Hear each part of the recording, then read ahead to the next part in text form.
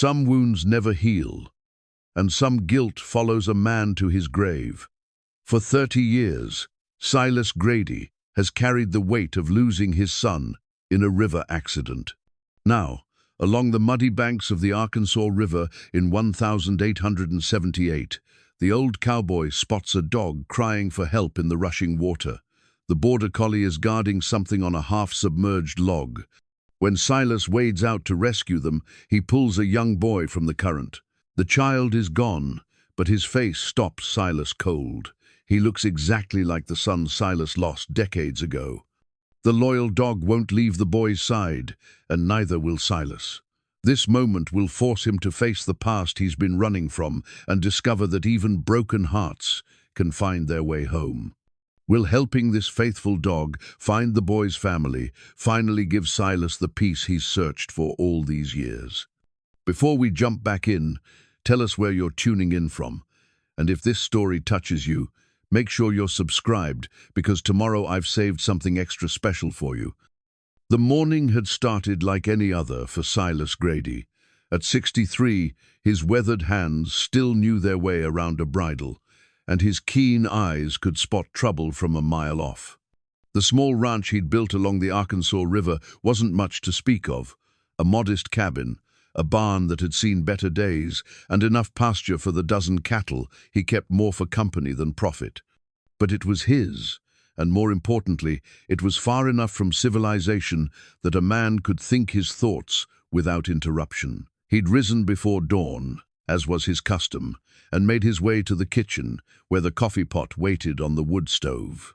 The routine was sacred to him, the same chipped cup, the same chair facing the window that looked out over the river valley. In the distance, the Sangre de Cristo Mountains painted themselves purple against the lightening sky, a sight that never failed to stir something deep in his chest. Beauty and solitude, these were the things that kept a man's demons at bay. The weathered photograph tucked in his vest pocket pressed against his ribs as he leaned forward to peer through the morning mist. He didn't need to look at it to see every detail. The daguerreotype had been handled so often that the silver was wearing thin at the edges. A younger version of himself stood beside a boy of maybe 8 years old, both of them grinning beside this very same river. Little Thomas had insisted on the picture that day, had saved his pennies for months to pay the traveling photographer. "So we can remember this forever, Pa," he'd said with the earnest conviction that only children possess. Forever had lasted exactly 2 weeks. Silas pushed the memory away and stepped out onto his porch. The border collie's frantic barking carried across the water, sharp and desperate in the morning stillness. At first, he figured it was just another stray. Plenty of dogs got themselves into trouble along the river, chasing rabbits or foolishly pursuing the occasional bear. But something in the pitch of those yelps made him pause. He'd heard enough animals in distress to recognize genuine terror. The dog was trapped on a partially submerged cottonwood log about 50 yards out, the spring runoff having turned the normally placid Arkansas into a churning brown torrent. But as Silas squinted through the mist, he realized the animal wasn't trapped at all. It was guarding something. The collie's black and white form circled frantically on the log, never venturing more than a few feet from whatever it was protecting. Silas grabbed his rope from the barn and waded into the frigid water without hesitation. The current was stronger than it looked from shore, and within 10 steps he was fighting to keep his footing on the slippery riverbed. Ice-cold water filled his boots and soaked through his wool pants, but he'd been in worse situations. The dog's barking grew more urgent as he approached, and for a moment Silas wondered if the animal might bite him out of panic. But when he got close enough to see what the collie was guarding, his breath left him in a rush that had nothing to do with the cold water. The boy couldn't have been more than 10 years old. His small body was wedged against the log by the current, pale arms floating limply in the brown water. The child's face, turned slightly toward shore, bore the unmistakable stillness of death. But it was the features themselves that stopped Silas's heart, the stubborn cowlick that wouldn't lie flat, the small cleft in the chin, the way the ears stuck out just a little too much. He was looking at his son Thomas, or close enough that his mind rebelled against the impossibility. The collie whimpered and nudged the boy's shoulder with its nose, then looked up at Silas, with eyes that held an intelligence and grief that seemed almost human. This was no ordinary farm dog. The animal's coat, despite being soaked and muddy, showed the careful grooming of a beloved pet. Its collar, though waterlogged, appeared to be good leather with brass fittings. "Easy, boy," Silas whispered, his voice rough with emotion. "I'm here to help." The dog seemed to understand, stepping back just enough to allow Silas to work the rope around both the boy and the log. Getting the child free took longer than he'd hoped. The current had pinned the small body tight against the cottonwood, and Silas had to be careful not to damage what remained. Through it all, the collie watched with the intensity of a mother protecting her young. By the time Silas had both the boy and the dog safely on shore, his teeth were chattering and his fingers had gone numb. But the cold was nothing compared to the weight of memory pressing down on him. The boy's face in death was even more like Thomas than it had appeared in the water. Same age, same build, same stubborn set to the jaw, even in stillness. The collie shook itself vigorously, then immediately returned to the boy's side. It lay down next to the small body and rested its head on the child's chest, whimpering softly. Silas had seen plenty of death in his 63 years, but something about the dog's grief cut through his usual stoicism like a blade. He knelt beside them both, unsure whether he was examining the boy or simply giving in to the need to be close to features that so resembled his lost son. The child's clothes, though soaked and muddy, had once been of good quality. His boots were well made, his shirt carefully mended. This wasn't some orphan or runaway. Someone had loved this boy, had cared for him properly. A carved wooden cross hung from a thin chain around the child's neck. Silas lifted it gently, noting the craftsmanship. Someone had taken time with this piece, had shaped it with care and attention. Religious folks, most likely, which meant there would be people somewhere frantically searching for their missing boy. The dog raised its head as Silas touched the cross, but showed no aggression. If anything, it seemed to approve of his gentle handling of the child. This was clearly a family pet, one that had been trained to protect and love. The fact that it had stayed with the boy even in death spoke to a loyalty that was becoming rare in Silas's experience. Standing slowly, Silas looked back toward his cabin. He could wrap the boy in blankets, load him onto his horse, and ride into town. The sheriff would take charge from there, would try to identify the child and notify whatever family was looking for him. It was the right thing to do, the civilized thing. But as he prepared to lift the small body, the collie stood as well, positioning itself between Silas and the boy with a soft growl. "I'm not going to hurt him," Silas said quietly, "but we can't leave him here." The dog's intelligent eyes searched his face, seeming to weigh his intentions. After a long moment, it stepped aside but remained close, clearly intending to accompany them wherever they went. Silas had no problem with that. If anything, he found the animal's devotion oddly comforting. As he wrapped the boy carefully in his jacket, Silas caught himself wondering if Thomas would have been brave enough to stay with a friend in such circumstances. His son had been fearless around the river, had loved nothing more than skipping stones and building dams in the shallows. That fearlessness had ultimately killed him when he'd ventured too close to the rapids during spring runoff, much like today's. The guilt that had lived in Silas's chest for 30 years stirred restlessly. He'd been the one who taught Thomas to swim, who'd filled the boy's head with stories of river adventures. And he'd been the one working in the far pasture when his son had slipped on a wet rock and been swept away. By the time Silas had found the body 3 days later, caught in a snag 20 miles downstream, it had been too late for anything but regret. The collie followed them back to the cabin, never straying more than a few feet from the boy's wrapped form. Silas laid the child gently on his kitchen table, the same table where he'd eaten thousands of solitary meals over the years. The domestic setting made the death seem even more tragic. Somehow this boy should have been sitting here, eating breakfast, not lying still and cold.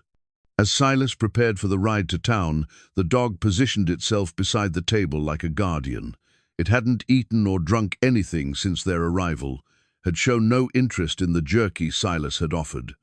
Its entire focus remained on the boy, as if it believed constant vigilance might somehow bring the child back. Looking at them, both the dead boy who resembled his lost son and the loyal dog that refused to abandon its charge, Silas felt something shift inside his chest. For 30 years he'd lived alone with his guilt and his memories, had convinced himself that isolation was what he deserved. But seeing this collie's unwavering devotion, its refusal to give up, even in the face of death, reminded him of something he'd forgotten. Love didn't end just because life did. He saddled his horse and carefully secured the boy's body for the journey to town.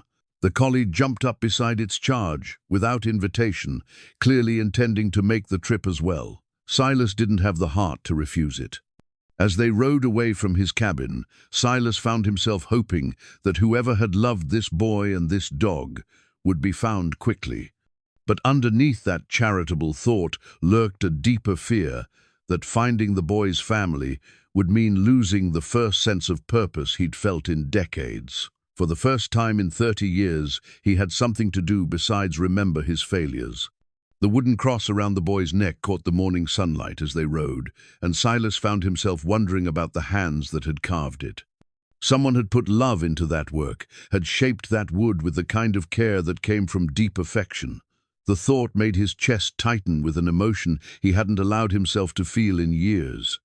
Behind them, his empty cabin grew smaller in the distance, and ahead lay a town full of strangers and questions he wasn't sure he was ready to answer.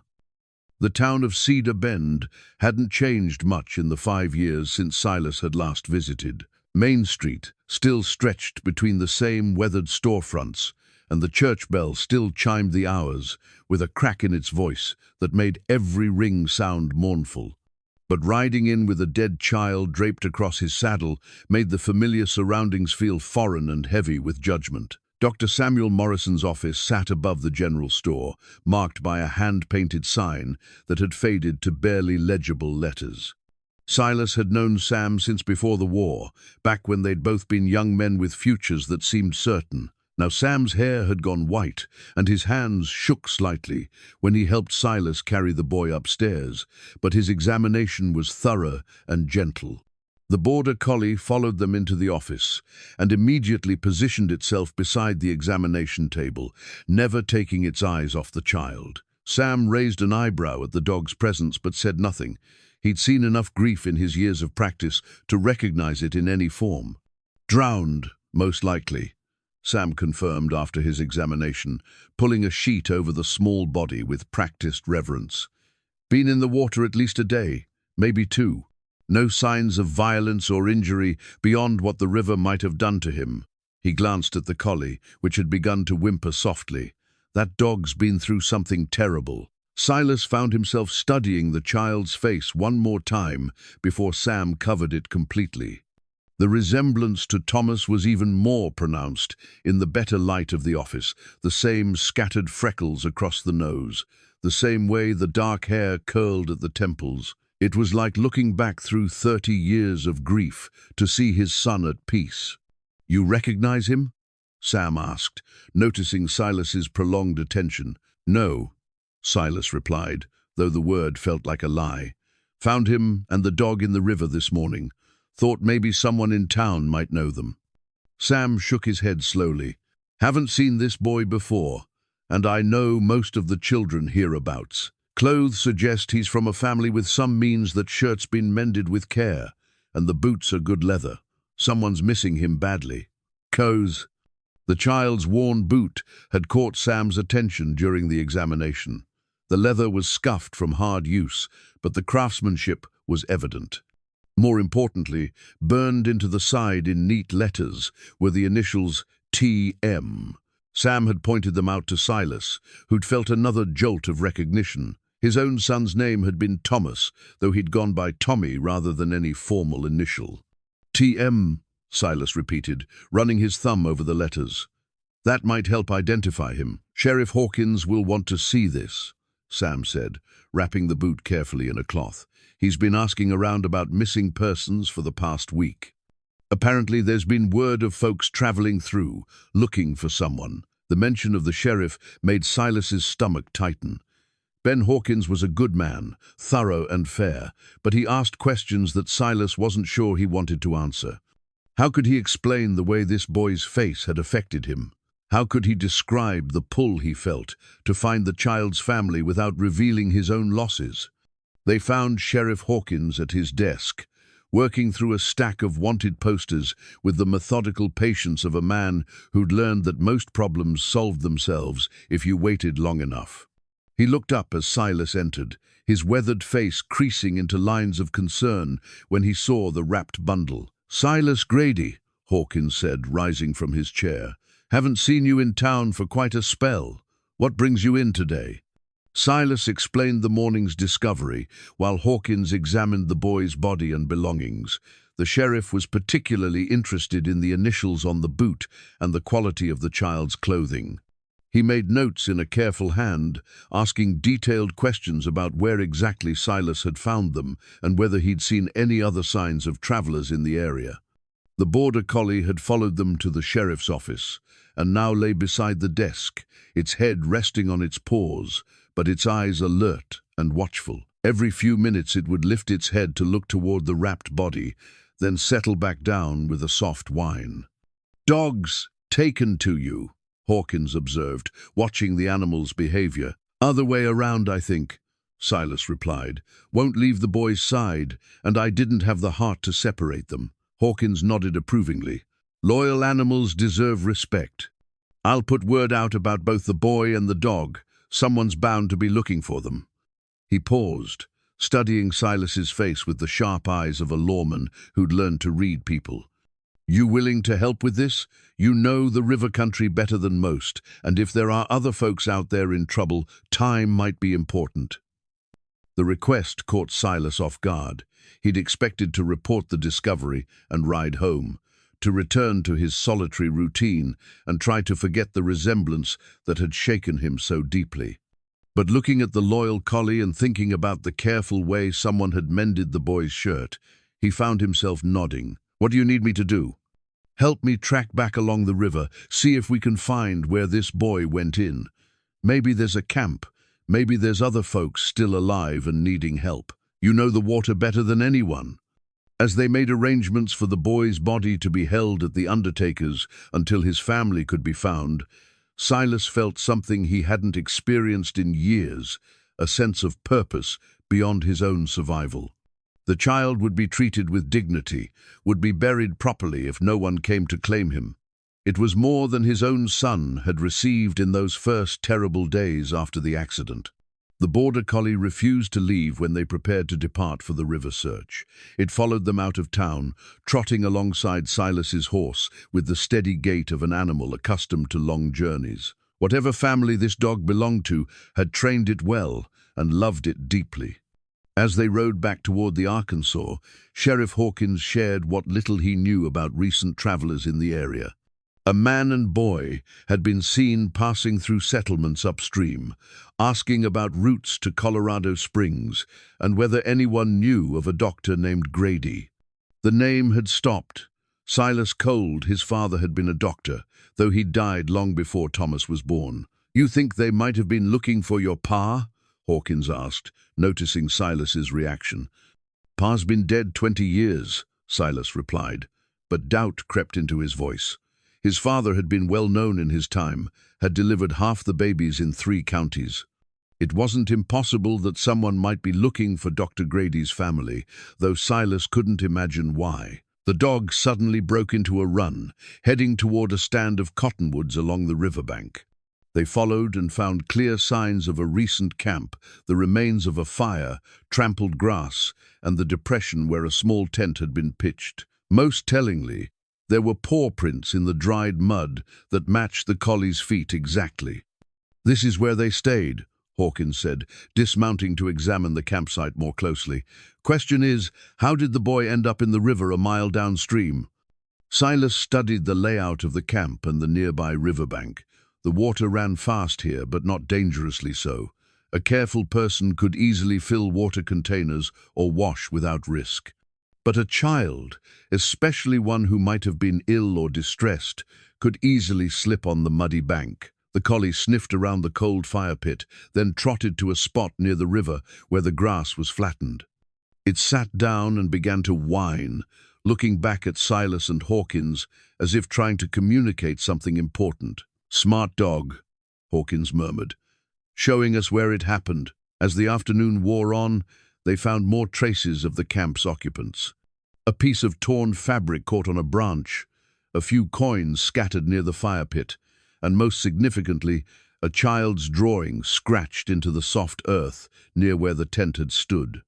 It showed stick figures that might have been a man, a boy, and a dog, along with what could have been mountains in the distance. The evidence painted a picture of travelers heading west, probably a father and son with their loyal dog. But it didn't explain who they were, or why they might have been looking for a Dr. Grady, who'd been dead for 2 decades. As they prepared to return to town, Silas found himself dreading the moment when the boy's family would be found and the dog would return to its rightful home. For the first time in 30 years, he felt connected to something beyond his own guilt and isolation.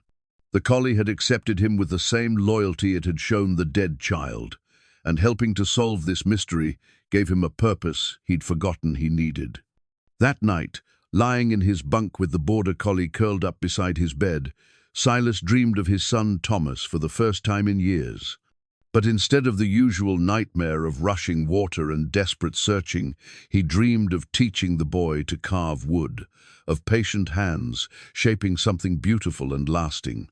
He woke with tears on his cheeks and the strange sense that something fundamental had shifted in his carefully guarded heart. The hand-drawn map found in the boy's pocket was crude, but detailed enough to tell a story. Sheriff Hawkins spread it carefully on his desk, weighing down the corners with spare bullets to keep the water-damaged paper flat. The child had drawn it with a careful hand, marking landmarks that suggested he'd been paying attention to their route, a distinctive rock formation, a bend in the river, and what appeared to be a town marked with a simple cross. Boy was keeping track of where they'd been, Hawkins observed, tracing the penciled route with his finger. "Smart child, these landmarks here and here match up with places I know upstream." Silas studied the map more closely, recognizing several of the features from his years of working the river country. The drawing showed a journey that had begun well to the east and followed the Arkansas River westward. Most tellingly, there was an X marked about 20 miles upstream from where they'd found the campsite, with the words "Mars Place" written in a child's careful script beside it. "There's more, folks," Silas said quietly, or there were. The border collie, which had taken to following Silas everywhere, lifted its head from beside his chair and whined softly. The dog seemed to understand that they were discussing its lost family, and its intelligent eyes moved between the two men, as if it were trying to participate in the conversation. Martha Whitfield arrived at the sheriff's office just as they were planning their expedition upstream. The schoolteacher had heard about the discovery through the town's efficient gossip network and had come to offer her assistance. At 45, Martha was a woman who had weathered her own losses. With Grace, her husband had died in the war, leaving her to raise their daughter alone until consumption had taken the girl 3 years ago. "I heard you found a boy," she said simply, removing her bonnet and setting it carefully on Hawkins's desk. "I know every child in this county, and most of the neighboring ones. Perhaps I can help identify him." When they showed her the boy's body, her expression grew soft with sorrow, but she shook her head. "I've never seen this child before, but someone taught him well. Look at his hands, no calluses from hard labor, but ink stains on his fingers. He could write, probably read as well. That suggests a family with education and means." Martha's observation about the ink stains led to a more careful examination of the boy's belongings. Hidden in the lining of his small jacket, they found a piece of paper with writing practice on it, the same careful script that had labeled the map. The child had been copying Bible verses, working to improve his penmanship with the dedication of a boy who took his lessons seriously. "The Lord is my shepherd, I shall not want," Martha read aloud. He was practicing Psalm 23. A religious family then, and one that valued education.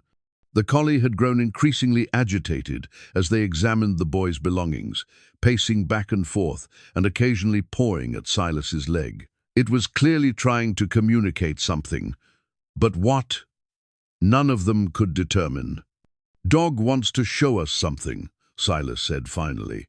"Maybe we should let it lead." They followed the collie out of town and back toward the river.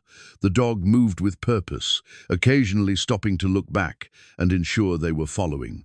It led them to a spot about half a mile upstream from the original campsite, where the riverbank was lower and the current had carved a small inlet. There, partially buried in the sand and debris left by recent flooding, they found a child's slate and chalk. The collie sniffed at it, then sat down and looked up at them expectantly. "This is where he was playing," Martha said, kneeling to examine the slate. "See the drawings? A house, a tree, stick figures. He wasn't just practicing writing, he was being a child." The discovery painted a clearer picture of what had happened. The family had made camp. The boy had wandered down to this quieter spot to play, and somehow had ended up in the water. Whether he'd slipped, been startled by an animal, or simply made the kind of careless mistake that children make, they might never know. But the slate revealed something else, more of the careful writing practice, and this time it included a name. Tommy Miller was written across the top in the same neat script they'd seen before. "Tommy," Silas repeated, his voice catching slightly. The name was too close to his own son's for comfort. "Miller," Hawkins added. "That gives us something to work with." TM Tommy Miller. As they prepared to continue upstream following the map's route, Martha surprised them by asking to join the expedition. "I know this country as well as anyone," she said when Hawkins raised an eyebrow. "And if there are more folks out there in trouble, they might need someone with medical knowledge. I've helped Dr. Morrison with enough emergencies to be useful." The truth was, Martha had been drawn to Silas from the moment she'd seen him gently handling the dead child. There was something in his careful tenderness, his obvious pain at the boy's resemblance to someone he'd loved, that spoke to her own experiences with loss. She'd buried her husband and daughter, knew the weight of grief that could crush a person or teach them deeper compassion. Silas found himself grateful for her company, though he couldn't entirely say why. Martha had a calming presence that reminded him of qualities he'd valued in his wife before she died in the influenza outbreak that had preceded their son's accident. She asked thoughtful questions, made practical suggestions, and most importantly, she treated his obvious emotional connection to this case as natural rather than strange. The border collie seemed to approve of Martha's addition to their group. It trotted beside her horse with the same attentiveness it showed Silas, and when they stopped to water the animals, it accepted her gentle scratches behind the ears with obvious pleasure. "Smart dog," she observed, "loyal, well-trained, and devoted to its family. Whoever raised this animal loved it deeply." "Dogs had good people," Silas agreed. "Makes finding them even more important." As they followed the route marked on Tommy's map, they began to find more evidence of the Miller family's passage. A broken wagon wheel abandoned beside the trail, scraps of fabric caught on thorny bushes, and the remains of several cold campsites told the story of a difficult journey westward. They were traveling light, Martha observed at one of the campsites. No heavy furniture or unnecessary belongings. This was a family that left everything behind for a reason. The most telling discovery came late in the afternoon, when the collie led them to a spot where someone had carved initials into the bark of a large cottonwood. R.M. plus S. M. plus T. M. 1,878 was still fresh enough to ooze sap, and below it, in smaller letters, "God willing, we find him." R.M. would be the father, Hawkins said. S.M. might be the mother, and we know T.M. is Tommy. "God willing, "We find him," Martha read again. "Find who? Who were they looking for?" Silas felt the familiar tightness in his chest that came with memories he'd tried to bury. The mention of Dr. Grady, the westward journey, the religious faith evident in everything they'd found, it was starting to form a pattern he didn't want to recognize. As the sun began to set, they made camp beside the Arkansas, the collie curling up close to the fire with the contentment of an animal that knew it was with people who cared for it.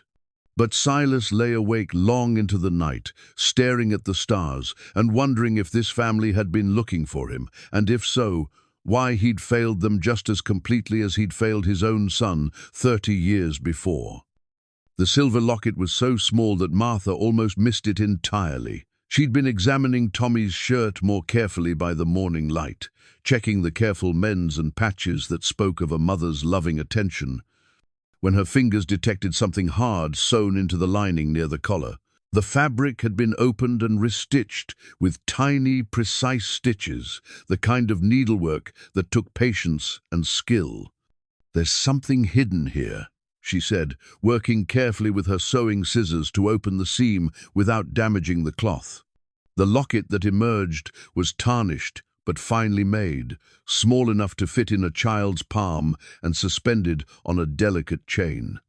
Inside was a miniature portrait, painted on ivory, a young woman with dark hair and gentle eyes, wearing a simple dress that suggested modest means but careful attention to appearance. The painting was skillful work, the kind that cost money and was commissioned for important occasions. "That's the mother," Silas said with certainty, studying the delicate features. "Has to be." Sheriff Hawkins examined the locket with the careful attention of a lawman looking for evidence. "No initials, no jeweler's mark, but this is quality work, silver, not plate, and the painting's been done by someone with real skill." The border collie sniffed at the locket with interest, then whined softly. It clearly recognized the scent. Confirming what they'd all suspected, this was indeed a portrait of Tommy's mother, carefully hidden where only the most thorough search would find it. Martha found herself studying the woman's painted face with the eye of someone who'd known many mothers over her years of teaching. "She's young," she observed. "Maybe 25 or 30. And see how she's positioned."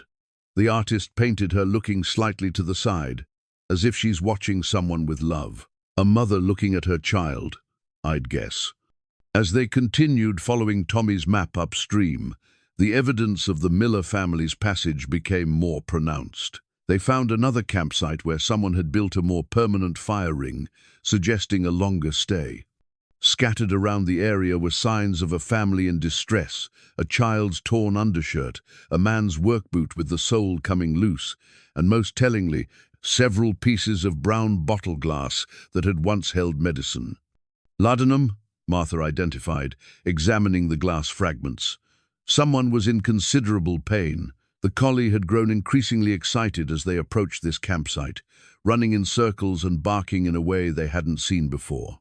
It led them to a spot under a large boulder where someone had scratched a message into the stone. "S.M. Taken sick here. Pray for us." "R.M. The mother," Silas said quietly. "She was ill." "More than ill," Martha corrected, noting the evidence around the campsite. "Look at how long they stayed here, weeks, I'd guess from the wear patterns, and all this medicine glass. She was dying." The realization hit them all with the weight of tragedy compounding upon tragedy. They were following the trail of a family that had been dealing with a dying mother and a young son, traveling through dangerous country in search of something or someone important enough to risk everything. Sheriff Hawkins found more clues as they searched the extended campsite. Buried under a pile of rocks was a small cache of belongings, items too precious to abandon, but too heavy to carry easily. Among them was a family Bible with the name Miller embossed on the cover and several loose pages that had been used for writing paper. The handwriting on those pages was a man's rougher than Tommy's careful script, but equally determined.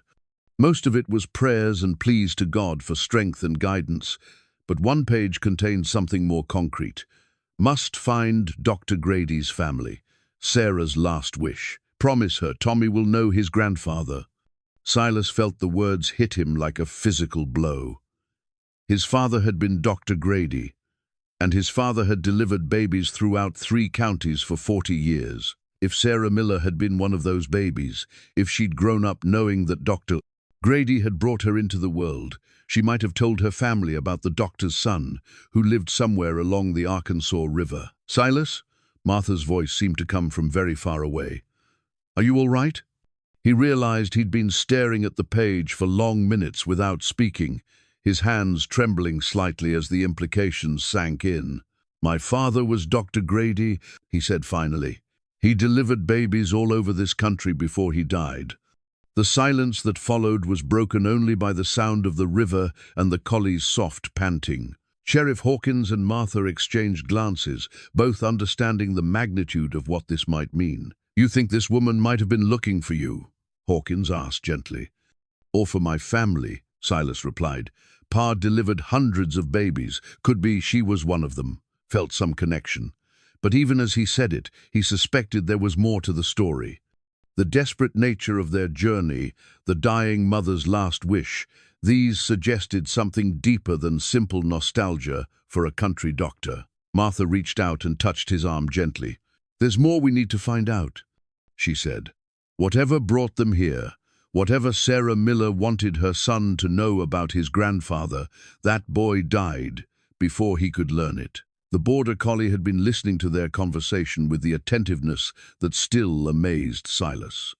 Now it trotted over to the pile of belongings and began pawing at something they'd missed, a small wooden box buried deeper than the rest. Inside the box, wrapped in oiled cloth, were more papers and what appeared to be official documents. One was a birth certificate for Thomas Samuel Miller, born 1868. And another was a marriage certificate for Robert Miller and Sarah Elizabeth Grady, married 1867. "Grady," Martha whispered. Her maiden name was Grady. Silas felt the world tilt around him. Sarah Grady, a name that tugged at memory, but remained just out of reach. His father had delivered so many children, had been called to so many bedsides over the years. But Grady as a maiden name suggested something different, something closer to home. Could she have been kin? Hawkins asked. A cousin maybe, or some other relation. Before Silas could answer, the collie began barking frantically, running toward the river, and then back to them repeatedly. Following its urgency, they discovered what the dog had been trying to show them, a crude grave marker hidden among the cottonwoods, marked with a simple wooden cross and the initials S.M. Sarah Miller had died here, at this campsite, while her husband and son continued their desperate journey to find Silas. The mother Tommy had loved enough to carry her portrait in a hidden locket was buried in an unmarked grave beside the Arkansas River, and her family had pressed on without her, driven by a promise and a dying wish that Silas was only beginning to understand. The torn letter fragment was barely legible, its edges charred from being too close to a campfire, and its ink faded from exposure to weather. Martha found it wedged between 2 rocks near Sarah Miller's grave, overlooked in their initial shock at discovering the burial site. The paper was of good quality, suggesting it had once been part of important correspondence. "My dearest Robert," the fragment began, the feminine handwriting careful despite obvious weakness. "The consumption grows worse each day, and I fear I have little time left. Dr. Peterson says the mountain air might help, but we both know the truth. Promise me you will find my father's people. Tommy deserves to know his grandfather's family, to understand where he comes from. The Gradys were good people, and Thomas Grady delivered me into this world with his own hands. His son Silas lives somewhere along the Arkansas. Dr. Peterson heard tell of him from traveling merchants. Please, my love, make Tommy understand that he has family, that he comes from people who cared about bringing life into the world." The letter continued in an increasingly shaky hand.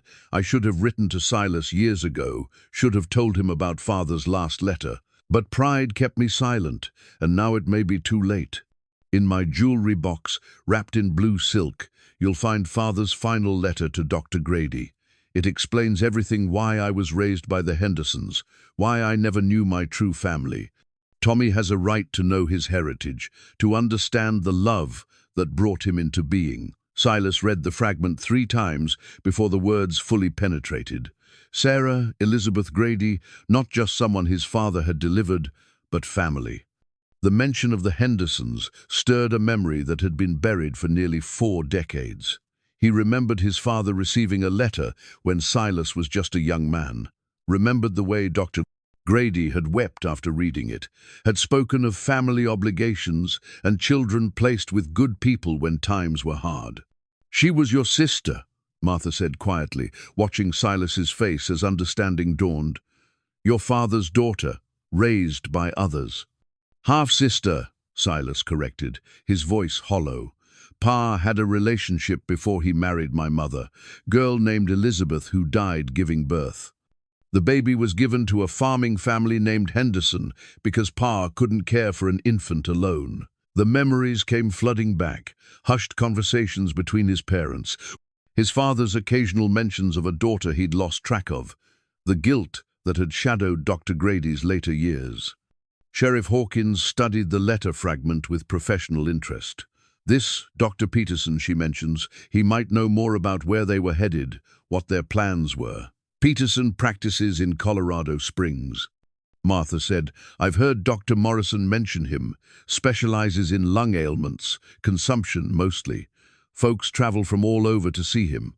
The border collie had been unusually subdued since they'd found Sarah's grave, lying quietly beside the marker as if keeping vigil. Now it lifted its head and whined softly, looking between Silas and the grave with an expression that seemed almost human in its grief. "Dog knows she's gone," Silas observed. "Been mourning her this whole time." "Animals understand death differently than we do," Martha replied. "They accept it as part of life, but they don't forget love. This dog loved Sarah Miller, probably slept by her bedside during her illness, comforted the boy when he was scared." The image of the loyal collie providing comfort to a dying woman and a frightened child made Silas's chest tighten with emotion. His own son had been alone when the river took him, had faced his terror without the comfort of family or even a beloved pet. The thought that Tommy Miller had at least had this faithful companion until the very end provided a small measure of solace. As they prepared to continue upstream, following the increasingly faint trail that Robert Miller and Tommy had left after Sarah's death, Silas found himself imagining the man's desperation.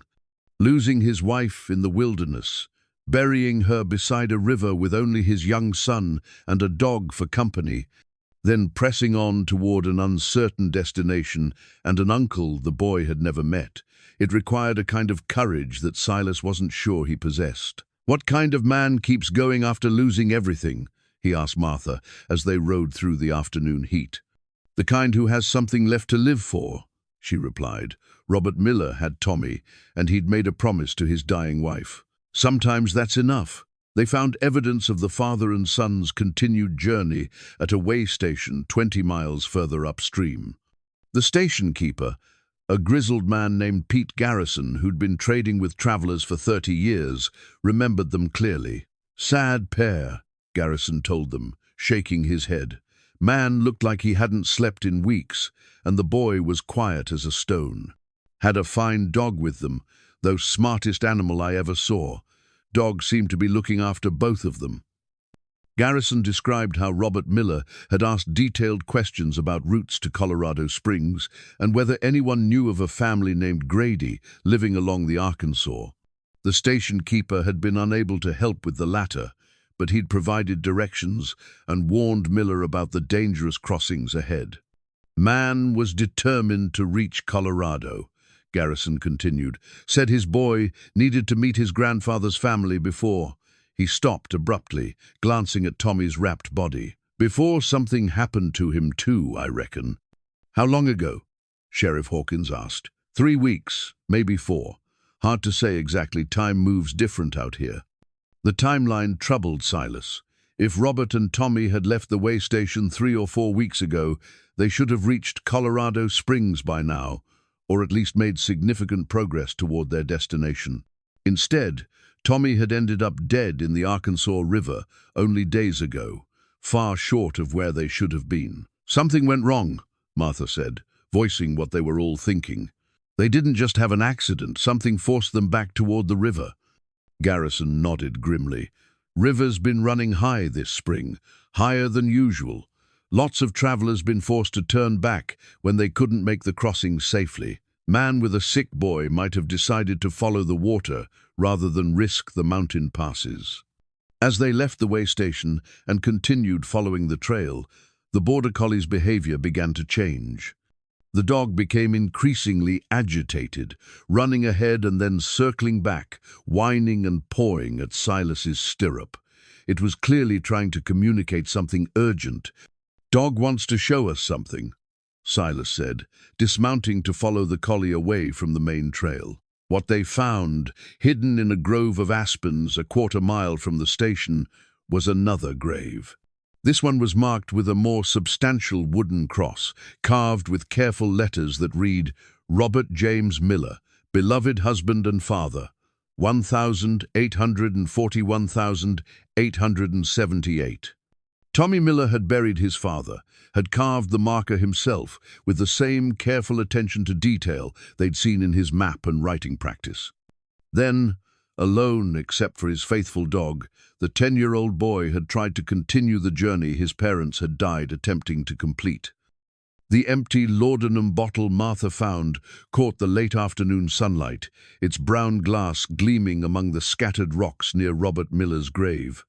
Unlike the fragments they'd discovered at earlier campsites, this bottle was intact and bore the clear imprint of a Denver pharmacy. More importantly, it was recent, the label still legible despite exposure to weather. "Peterson's Apothecary, Denver," Martha read from the faded paper label. "Laudanum for pain, to be administered as needed for patient comfort. R. Miller." R. Miller. The bottle told a story that none of them wanted to acknowledge. Robert Miller hadn't died suddenly or accidentally. He'd been ill, probably for some time, and had been medicating himself to continue the journey. The careful way Tommy had carved his father's grave marker suggested the boy had time to prepare, had known death was coming, and had done his best to honor the man who'd given everything to fulfill a dying wife's wish. Silas turned the bottle over in his weathered hands, imagining a desperate father rationing medicine to stay alive long enough to get his son to safety. The courage that required to face increasing pain and weakness while caring for a frightened child in the wilderness humbled him completely. "He was dying too," Silas said quietly. "Probably consumption, same as his wife. Had to know he wouldn't make it much further." Sheriff Hawkins nodded grimly. "Which means he was trying to get the boy to you before his own time ran out.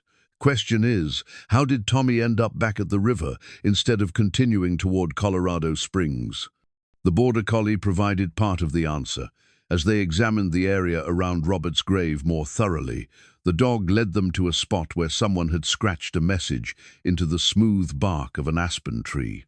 The carving was fresh, done with a knife in a child's uncertain hand. "Pa died, going to find Uncle Silas by the river. Dog will help me. Tommy Miller, age 10. "Smart boy," Martha said, though her voice caught with emotion. "Figured out that if his father couldn't make the journey, he'd go back to what they knew, follow the river to find his uncle. But he was heading the wrong direction," Silas realized. "My place is downstream from here, not up." Boy got turned around. The truth of it hit them all like a blow. Tommy, alone and grieving, had tried to complete his parents' mission by finding the uncle he'd never met. But in his confusion and fear, he'd traveled upstream instead of down, taking him further from Silas with every mile. The loyal dog had stayed with him, had probably tried to guide him correctly, but a frightened 10-year-old had made the fatal mistake that cost him his life. As the sun began to set, they made camp near Robert's grave, none of them wanting to leave the family's final resting place without paying proper respects. The border collie lay down between the two graves, as if trying to guard both the father and the wife they'd found earlier. Its vigil was both touching and heartbreaking, a loyal animal trying to protect the people it had loved, even in death. Martha prepared a simple meal over their campfire, while Silas and Sheriff Hawkins discussed what they'd learned. The evidence painted a clear picture now, a family destroyed by illness and desperation, parents who died trying to reconnect their son with family he'd never known, and a child who'd perished attempting to honor their wishes. "There's something else," Martha said, settling beside the fire with a bundle she'd been carrying since they left Sarah's grave. "I found these letters wedged in the rocks near where we discovered that first fragment. They're addressed to someone, but the writing's too faded to read properly." She handed Silas a packet of papers wrapped in oiled cloth, similar to the bundle they'd found at the earlier campsite. These letters were older, the paper yellowed and brittle, but they bore the careful handwriting of someone accustomed to important correspondence. The first letter Silas could make out was dated 1867 and addressed to Dr. Thomas Grady, Arkansas Territory. His father's name and their old address, written in a hand he didn't recognize. As he read, the pieces of a puzzle he'd never known existed began falling into place. "My dear Dr. Grady," the letter began, "I write to inform you of Elizabeth's marriage to a good man named Robert Miller. She has grown into a fine woman, thanks to the love and care of the Henderson family, but she has never forgotten that you brought her into this world. She often speaks of her hope that someday she might meet her half-brother Silas and thank your family for the kindness you showed her mother in her final hours." The letter continued with news of Sarah's life, her education, her work helping other families in her community. It described a young woman who'd grown up knowing she was Dr. Grady's daughter but had been too proud or perhaps too afraid to reach out directly. The Henderson family had been good to her, had raised her as their own, but she'd always wondered about her biological father and the half-brother she'd never met. "She carries your father's medical bag," the letter concluded. Elizabeth Henderson, Sarah, as she prefers to be called, plans to become a midwife herself, to follow in her father's footsteps, helping bring life into the world. If you are willing, she would welcome correspondence. She has so many questions about her father's work, about the family she's never known. Silas felt his hands shaking as he folded the letter. His father had never mentioned receiving this correspondence, had never told him that his half-sister wanted to make contact. Dr. Grady had died only months after this letter was written, probably before he'd had a chance to respond or share the news with his son. "Your father never got the chance to tell you," Martha said gently, watching his face in the firelight. "But she was reaching out. She wanted to know you." "And I never knew," Silas replied, his voice thick with regret. "All these years, I had family trying to find me, and I was hiding from the world like some kind of hermit." The border collie raised its head at the pain in Silas's voice, then rose and padded over to rest its chin on his knee. The gesture was gentle, comforting, as if the animal understood that this man was grieving for connections he'd never known existed. Sheriff Hawkins stirred the fire, sending sparks up into the darkening sky. "Question now is what we do about it. The boy's dead, the parents are gone, but there might be other family. People who cared about Sarah and Robert, folks who'll want to know what happened to Tommy." "The Hendersons," Martha said. "The family that raised Sarah. They might still be alive, might have other children who knew her as a sister." Silas looked up at the stars beginning to appear overhead, the same stars that had watched over his half-sister's struggles and her son's final, desperate journey. For 30 years, he'd punished himself for failing his own family, and now he'd discovered he'd failed another family he'd never even known existed. But unlike his son's death, this failure wasn't final. Tommy was gone, but his story could still honor his parents' memory. The love that had driven Sarah and Robert to attempt an impossible journey, the courage that had led a 10-year-old boy to try completing their mission, these things deserved to be remembered and shared. The wedding ring almost slipped from Martha's fingers as she lifted it from Sarah Miller's grave. She'd been carefully clearing away the debris that had accumulated around the simple wooden cross, wanting to show proper respect for the woman who died so far from home. The ring had been buried shallow, wrapped in a piece of cloth, and placed just beneath the surface, where it could be found by someone who looked carefully enough. "There's something here," Martha called softly, unwrapping the cloth with reverent hands. The silver band caught the morning light, and even tarnished by weather and time, the engraved letters inside were clearly visible. T.M. S.G. Forever, Sheriff Hawkins read over her shoulder. Thomas Miller and Sarah Grady. "No," Silas said quietly, taking the ring to examine it more closely. His voice was strange, hollow with shock. "Not Thomas Miller. This says T.M. S.G." He looked up at them with eyes that had gone pale with understanding. Thomas and Sarah Grady. The silence that followed was broken only by the sound of the river and the border collie's soft whining. The dog seemed to sense the weight of what was happening, the way truth was reshaping everything they thought they'd understood. "I don't follow," Hawkins said carefully. Silas turned the ring over in his palm, studying the careful engraving that someone had paid good money to have done. Sarah Grady married Robert Miller, took his name. But this ring is older than that marriage. Much older. Martha felt her breath catch as the implications began to dawn. "You think she was married before?" "I think," Silas said slowly, his voice gaining strength as pieces fell into place, "that Sarah Grady was married to Thomas Miller first, and that the boy we found, Tommy, wasn't Robert Miller's son at all." The revelation hung in the air like smoke from their dying campfire. Sheriff Hawkins pulled out the documents they'd found earlier, spreading them on a flat rock and examining them with new eyes. "Birth certificate says Thomas Samuel Miller, born 1868, he read. "Father listed as Robert Miller, mother as Sarah Miller, maiden name Grady."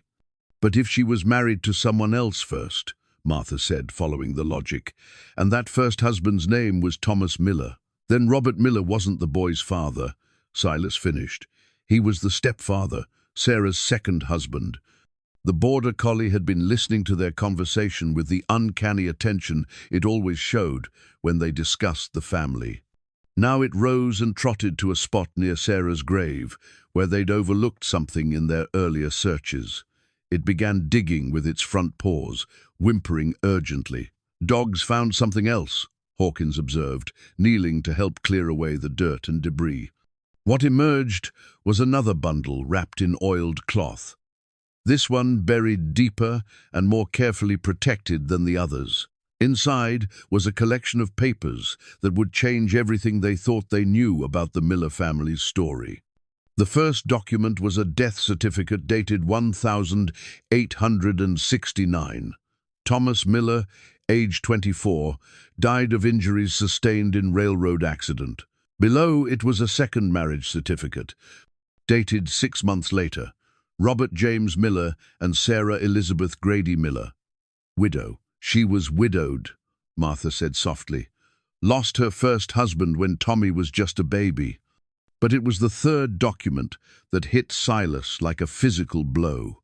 A birth certificate, older and more carefully preserved than the others. Thomas Samuel Grady, born March 15, 1868, to Sarah Elizabeth Grady and Thomas Miller.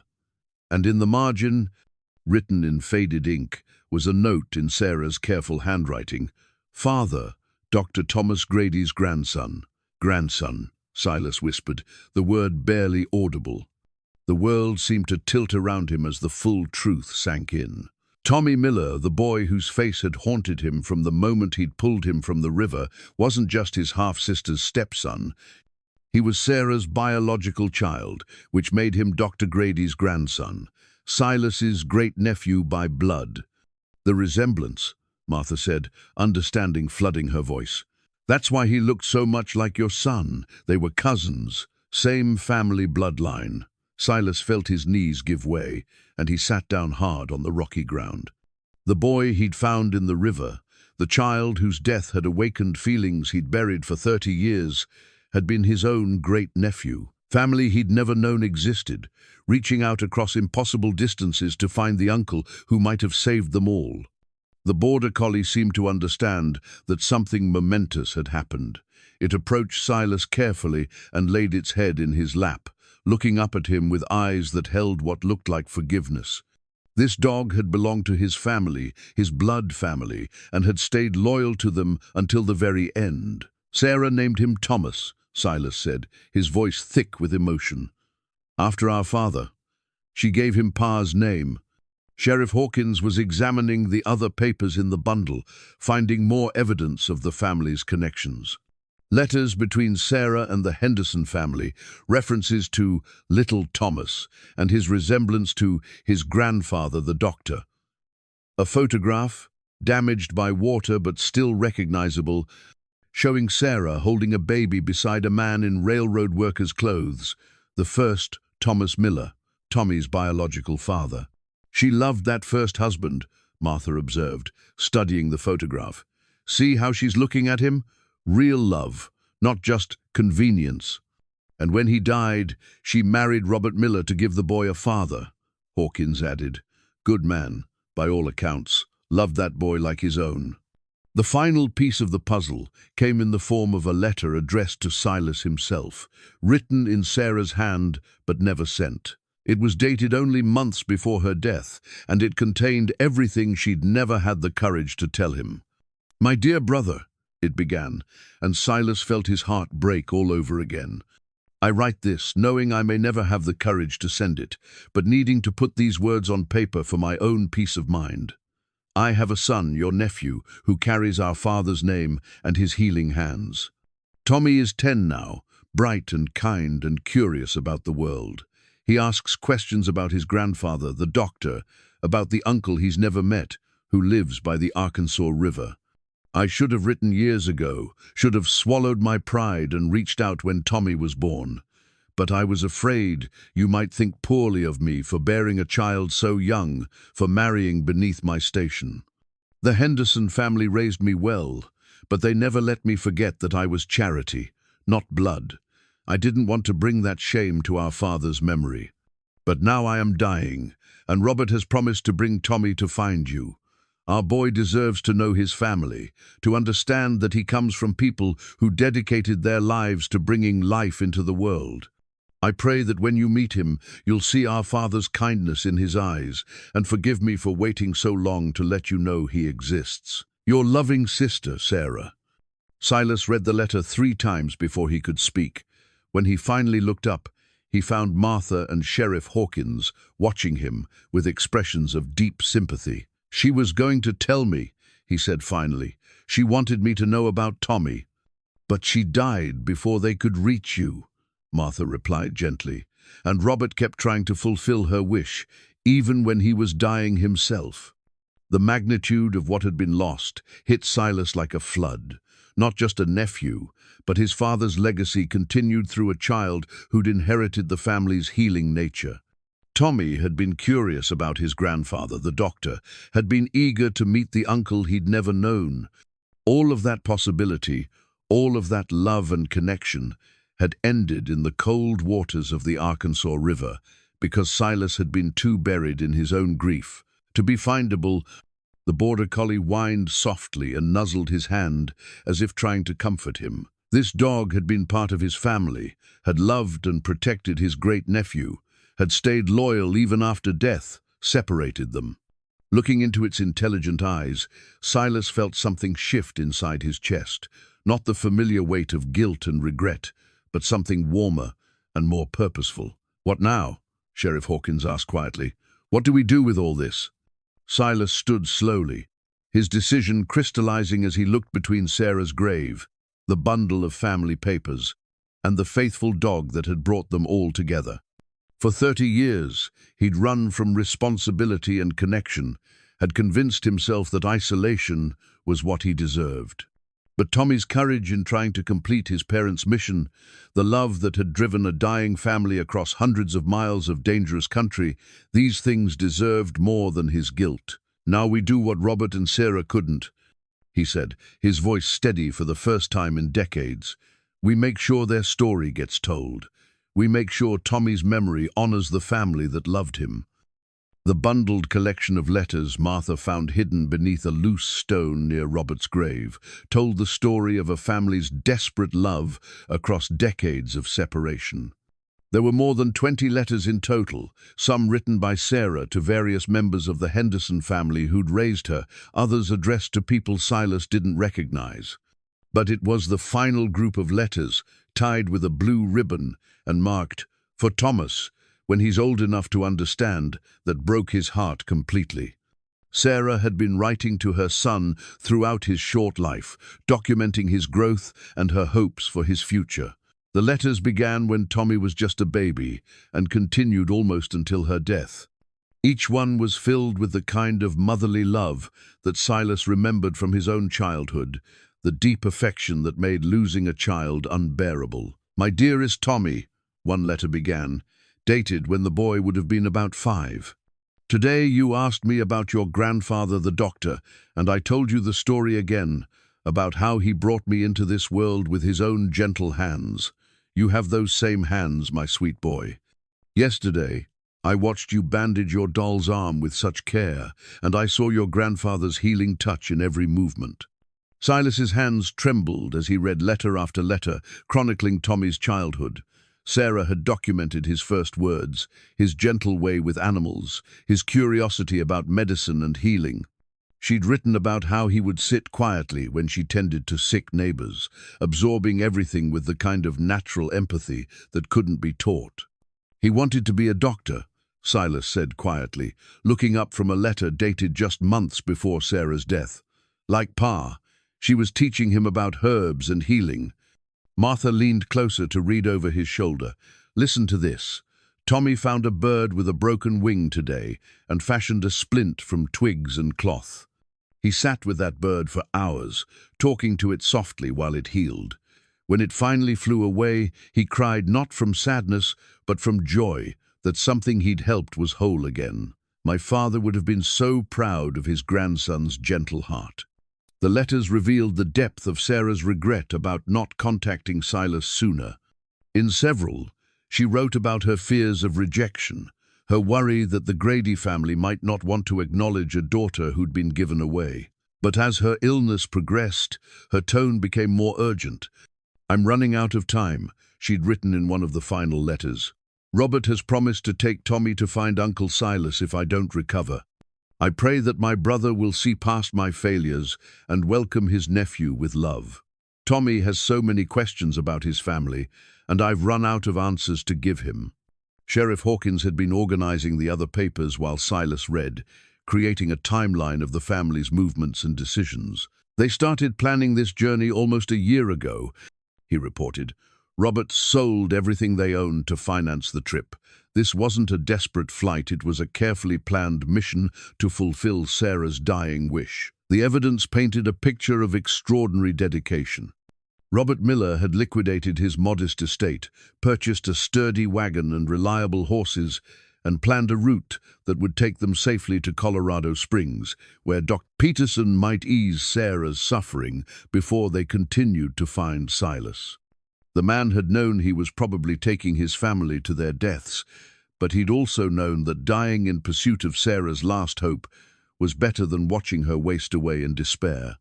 "Look at this," Martha said, unfolding a hand-drawn map that was far more detailed than Tommy's simple sketch.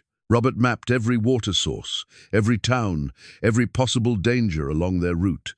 He even marked alternative paths in case of trouble. The professional quality of Robert's planning made his ultimate failure even more tragic. This wasn't a man who'd acted impulsively or carelessly. He'd done everything possible to give his family the best chance of survival. The consumption that had taken both him and Sarah was simply stronger than human planning and determination. Among the letters was Tommy's own attempt at correspondence, a pencil-written note addressed to Uncle Silas, "If I ever get to meet you." The boy's handwriting was careful and clear, showing the education his parents had worked to provide despite their hardships. "Dear Uncle Silas," the letter began. Ma is very sick, and Pa says we might come to visit you soon. I hope you won't mind that I don't know much about being a nephew. I've never had an uncle before, but I think I would be good at it if you teach me how. Ma says you live by a river and that your pa was my grandpa. I like rivers, and I like learning about grandpas I never met. I have been practicing my letters so I can write to you properly when we get there. I hope you have a dog, because I love dogs and think they make everything better. Your nephew, I hope, Tommy. Silas had to stop reading and compose himself before continuing. The boy's innocent eagerness, his worry about being good at being a nephew, his hope that his unknown uncle might have a dog, it was almost too much to bear. Tommy had died not knowing that his uncle did indeed love dogs, that he would have welcomed his nephew with open arms, that the river Tommy had been excited to see had ultimately claimed his life. The border collie had been watching Silas read with the same attentive expression it had shown throughout their investigation. Now it approached and gently placed its head against Silas's knee, as if offering comfort. Looking down at the faithful animal, Silas realized that Tommy had gotten his wish. In a tragic way, he had found his uncle's dog, even if he'd never lived to meet his uncle. "There's more," Martha said gently, pointing to another bundle of papers tied with black ribbon. "These are marked family history for Thomas." The contents of this bundle revealed the full scope of what Sarah had wanted her son to know about his heritage. She'd compiled a careful genealogy of the Grady family, starting with Dr. Thomas Grady's arrival in Arkansas Territory and continuing through his medical practice, his marriages, and his children. There were copies of newspaper articles about Dr. Grady's contributions to frontier medicine, testimonials from families he'd helped, and even a sketch of the original Grady homestead. She wanted Tommy to understand he came from people who mattered, Sheriff Hawkins observed, people who made a difference in other folks' lives. The most poignant discovery was a small wooden box containing items Sarah had saved to give her son when he was old enough to appreciate them. Inside was Dr. Grady's old stethoscope, carefully wrapped in silk, along with a set of surgical instruments that bore the careful wear of decades of use. There was also a daguerreotype of Dr. Grady in his prime, standing beside his medical bag, with the kind of confident bearing that came from knowing your purpose in life. "She kept Pa's medical tools," Silas said wonderingly. "All these years, she preserved them for Tommy." Martha examined the stethoscope with the reverence due to a family heirloom. These would have been his inheritance. She was planning to give him his grandfather's instruments so he could continue the family tradition. The discovery that Tommy had been destined to inherit Dr. Grady's medical legacy added another layer of tragedy to his death.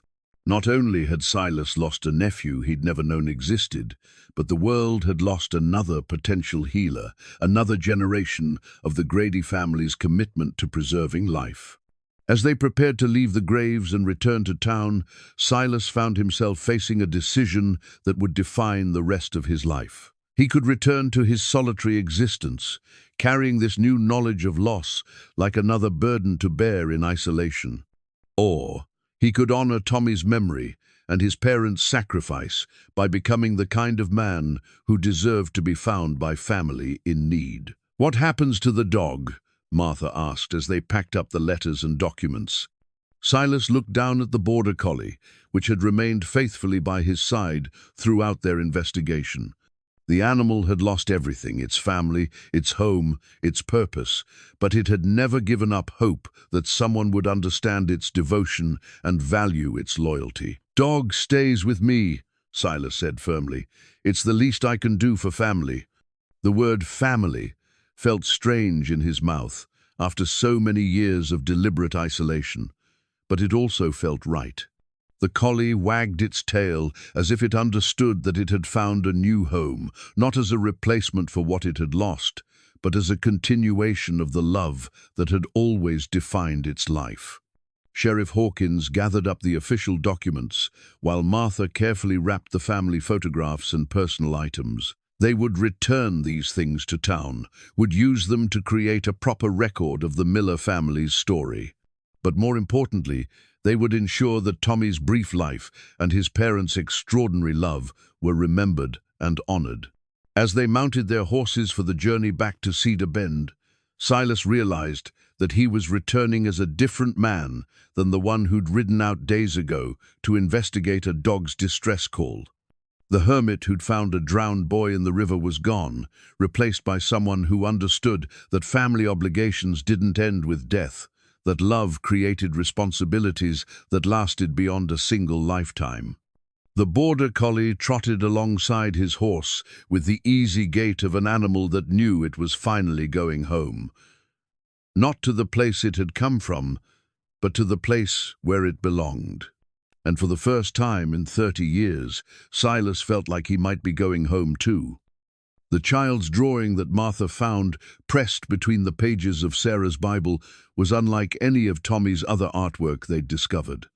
This one wasn't scratched into dirt or drawn on scraps of paper. It had been created with care on a proper piece of drawing paper, using colored pencils that someone had purchased specifically for the purpose. The image showed 3 figures standing together beside what was clearly meant to be a river. A tall man with a hat, a smaller figure that was obviously a boy, and between them, a dog with carefully detailed black and white markings. But what made Silas's breath catch in his throat was the 4th figure in the drawing, a shadowy outline of another man standing apart from the group, watching them from a distance. In Tommy's careful handwriting across the bottom were the words, "Me and Pa and Dog and the uncle I dream about. He drew you," Martha said softly, studying the isolated figure. "Somehow, that boy knew you were out there." Silas traced the shadow figure with his finger, noting how Tommy had positioned it close enough to be part of the scene, but separated by something the child couldn't quite articulate.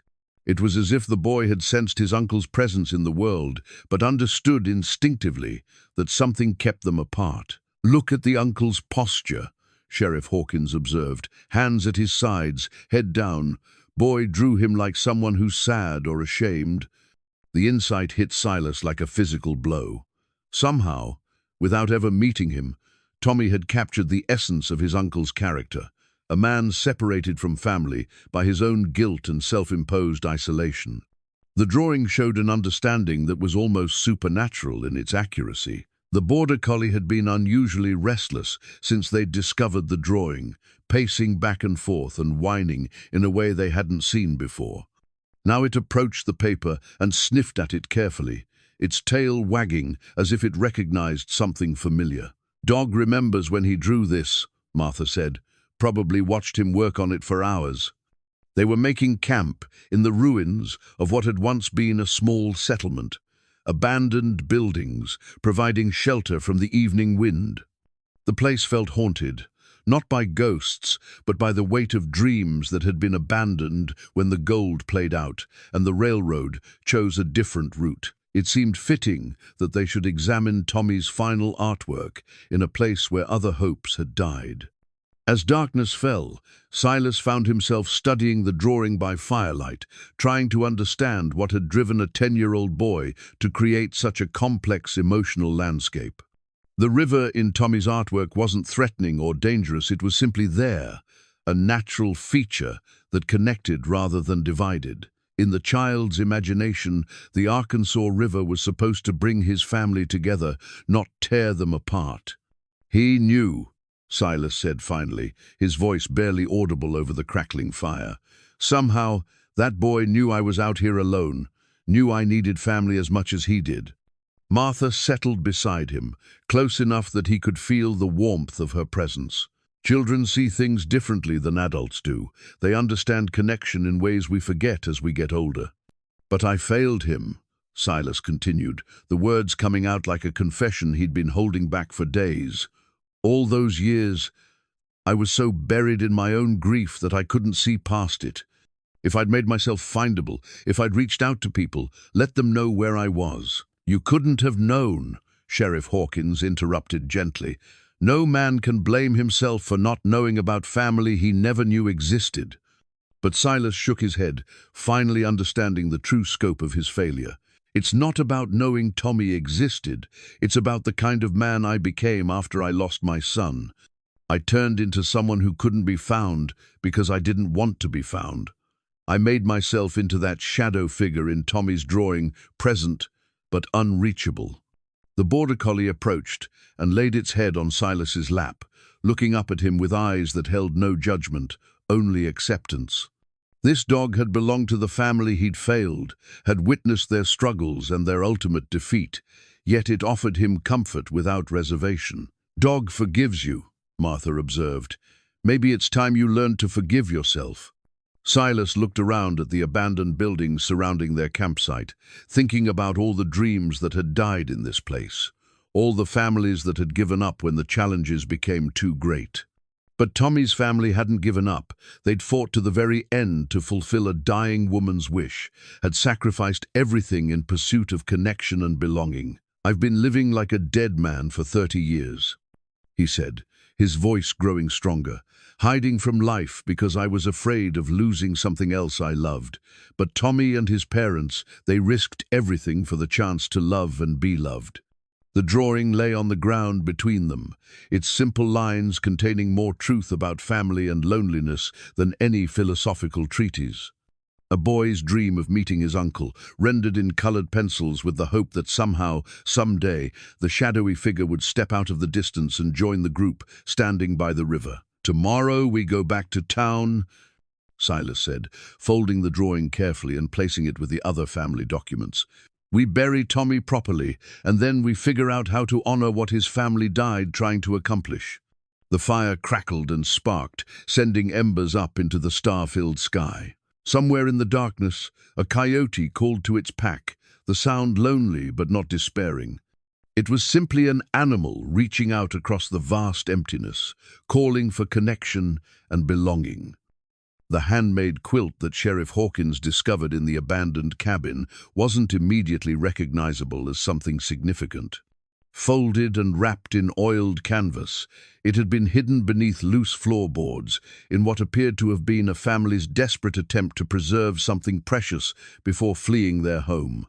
But when Martha spread it out in the morning sunlight, its true meaning became clear. The quilt told the story of Tommy's short life in fabric and thread. Each square had been carefully chosen and stitched to represent a moment, a memory, a hope for the future. In the center was a piece of blue cloth cut from what had probably been a baby blanket, surrounded by patches that chronicled a child's growth fabric from outgrown clothes, pieces of material from special occasions, scraps that held meaning only a mother would understand. "Sarah made this," Martha said with certainty, running her fingers along the precise stitching. "Look at the workmanship. Every piece has been placed with intention." Silas knelt beside the quilt, studying the careful arrangement of fabrics and colors. One square appeared to be cut from a man's work shirt, probably Thomas Miller's Tommy's biological father, who died when the boy was barely a year old. Another was clearly from a woman's dress, the kind worn for church or special gatherings. But it was the border that caught his attention, a pattern of interlocking rings stitched in gold thread that seemed to represent family connections spanning generations. "She started this when Tommy was born," Martha continued, pointing to the simpler squares near the center, "and kept adding to it as he grew. Look here, this patch is from a child's school shirt, and this one might be from a winter coat." The border collie had followed them into the abandoned cabin, and now lay down beside the quilt with obvious recognition. It sniffed at several of the fabric squares, its tail wagging softly, as familiar scents triggered memories of the family it had loved. "Dog knows these clothes," Sheriff Hawkins observed. "Probably slept on this quilt many a night." As they examined the quilt more closely, they found that Sarah had embroidered small details into many of the squares, dates, initials, tiny symbols that marked important moments. One square bore the date 1874 and a small cross, probably commemorating Tommy's baptism. Another showed 1876 with a tiny book stitched in silver thread, likely marking the beginning of his formal education. But it was the unfinished section along one edge that broke Silas's heart completely. Sarah had clearly been working on the quilt during her final illness, adding squares that represented her hopes for Tommy's future. One patch showed a small stethoscope embroidered in careful detail, her dream that her son would follow in his grandfather's footsteps as a healer. Another displayed the outline of mountains, perhaps representing the journey they were planning to find Silas. She was still working on this when she died. Martha said softly, "Look at this edge, the stitching is weaker, less certain." She was trying to finish it even when her hands weren't steady anymore. The most powerful discovery came when they turned the quilt over and found a message embroidered on the back in Sarah's careful handwriting. "For my beloved Thomas, so he will always be surrounded by the love of family, even when we are apart. May this remind him that every thread in our lives connects us to those who came before and those who will come after." His loving mother, Sarah Elizabeth Grady Miller, 1878. Silas had to walk outside and compose himself before he could continue examining Sarah's final gift to her son. The quilt represented everything he'd failed to understand, about family, that love created connections stronger than death, that memories could be preserved and passed down, that the simple act of caring for someone created bonds that lasted beyond a single lifetime. When he returned to the cabin, Martha had found something else wrapped with the quilt, a letter addressed simply to Thomas's uncle. Sarah's final message to the brother she'd never met, but had never stopped hoping to find. "My dear Silas," the letter began, "if you are reading this, then my son has found you at last, or perhaps you have found him. I pray that when you look at this quilt, you will see not just fabric and thread, but the love of a mother who wanted her child to know his place in a family that spans generations.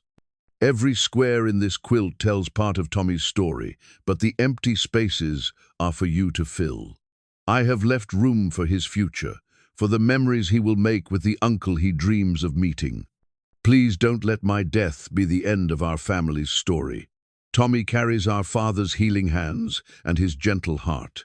Help him become the man he was meant to be." Silas folded the letter carefully, understanding finally what Sarah had been trying to accomplish with her desperate journey. She hadn't just wanted Tommy to meet his uncle, she'd wanted to weave their separate lives back into the family fabric that should never have been torn apart.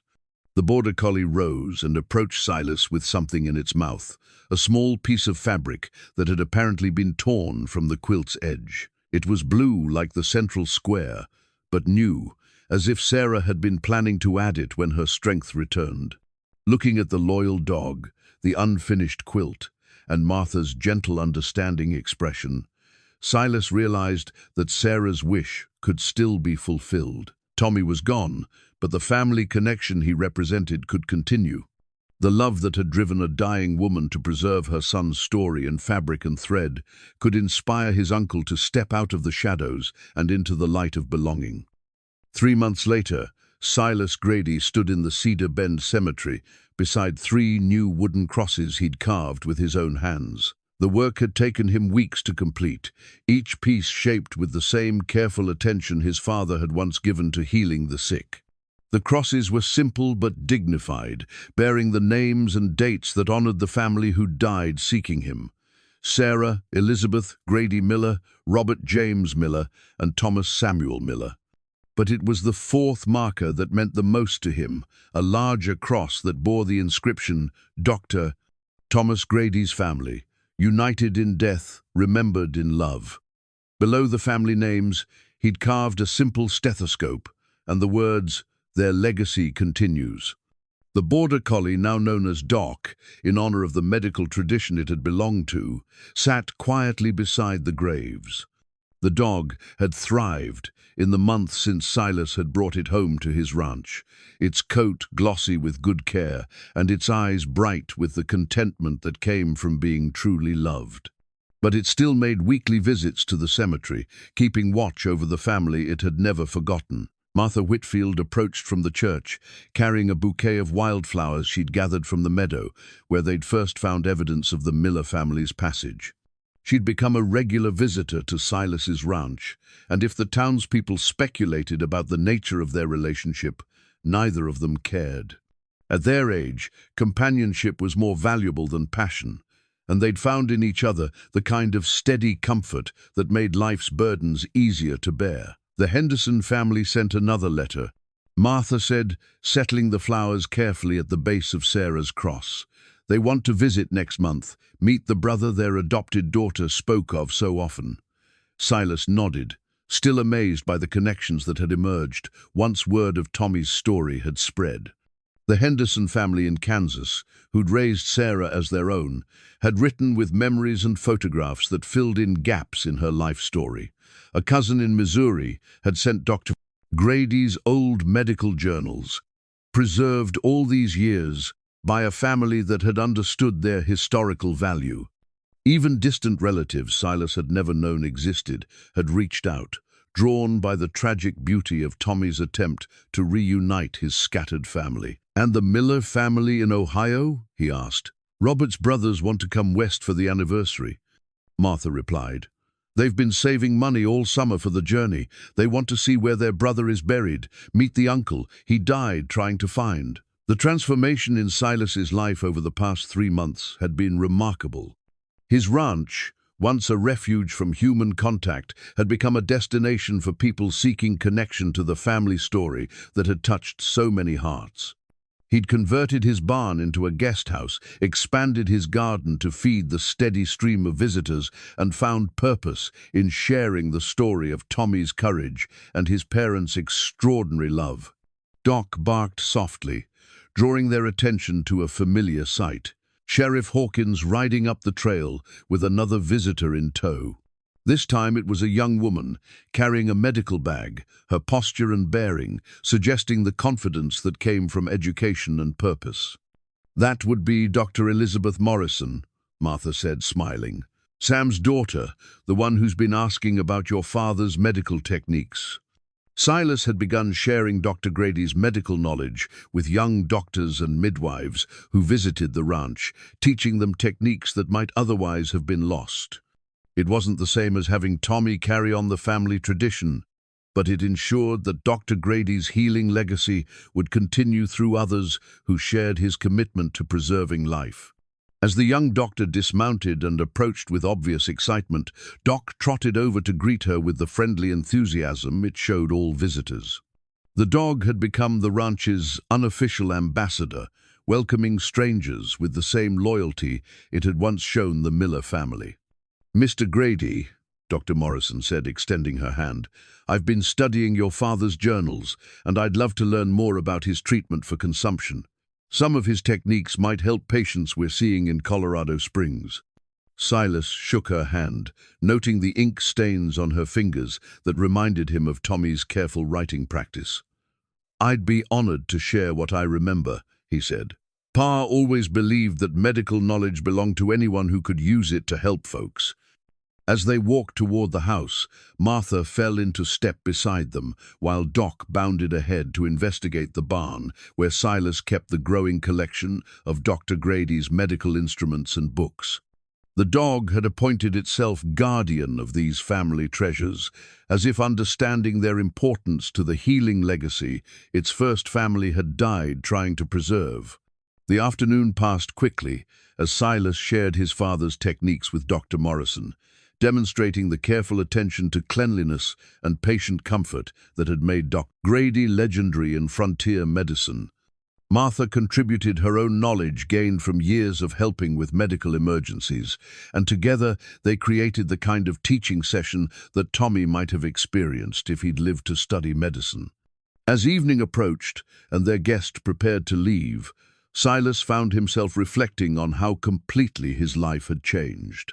The solitary existence that had once seemed like appropriate punishment for his failures had been replaced by a life full of purpose and connection. Tommy's death had been senseless and tragic, but his story had inspired others to value family, to reach out across distances and differences, to understand that love created obligations that lasted beyond individual lifetimes. Standing on his porch as Dr. Morrison rode away, Silas looked out over the Arkansas River that had taken so much from his family, yet had also brought them together in the end. Doc sat beside him, its intelligent eyes watching the water with the same careful attention it brought to everything important. "You did good, boy," Silas said, scratching behind the dog's ears. "Your family would be proud of how you've kept their memory alive." In the distance, the mountains caught the last rays of sunlight, painting themselves gold and purple against the darkening sky. It was the same view Tommy had dreamed of seeing, the same landscape that had called to his parents with promises of healing and family reunion.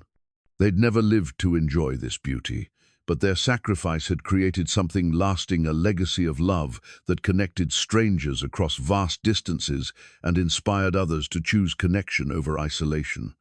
The border collie wagged its tail and leaned against Silas's leg, content in the knowledge that it had found its way home at last.